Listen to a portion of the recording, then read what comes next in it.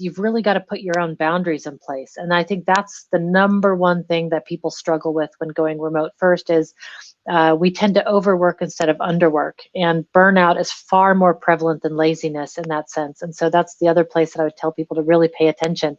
Like, what are some boundaries that you can do? So for me, for instance, my working hours are between 9 a.m. and 9 p.m.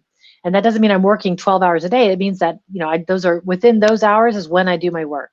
But at 9 p.m., I shut the door, and then that's it. I don't check emails, and I don't look at anything work related, because you need the in-between time. You really do need to shut down more than just a good night's sleep. Your brain has to be able to wander a bit and to focus on other things.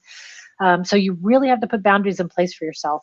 And it sounds really easy, and I make the analogy with weight loss. Like, we all know the formula: eat less and move more. But anybody that's tried to lose weight knows that it's not that easy. It's super hard, actually. And to keep that up over time is excruciating. So it's the same with our boundaries. I mean, it's easy enough to say, like, okay, after 9 o'clock, I don't check my emails. But man, if I've been waiting on an email all day and it's 10:30 and I'm still, I'm like, oh, I wonder if the email came in. Like, I'm totally checking.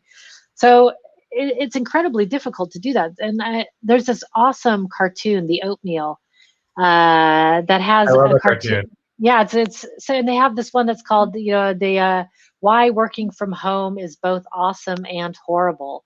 And it's so true, because it's awesome because we have ultimate freedom, right? We have the freedom to design a workspace and a lifestyle around anything that we want. If you can be 100% remote, you could be a digital nomad, or you could be training for a triathlon. You could, whatever it is you want to do, you can design your lifestyle. But the thing is, it's also horrible at the same time, because we have ultimate freedom, which means there are no boundaries anywhere, and we have to put those in place for ourselves. Whereas before, we went to the office, and the boundary was the office walls, and you left at 5 or 6 or whenever people leave, and then you go home. Well, we don't have that anymore. So you have to make it for yourself. And so that's why I say it's both awesome and horrible, because it's really hard.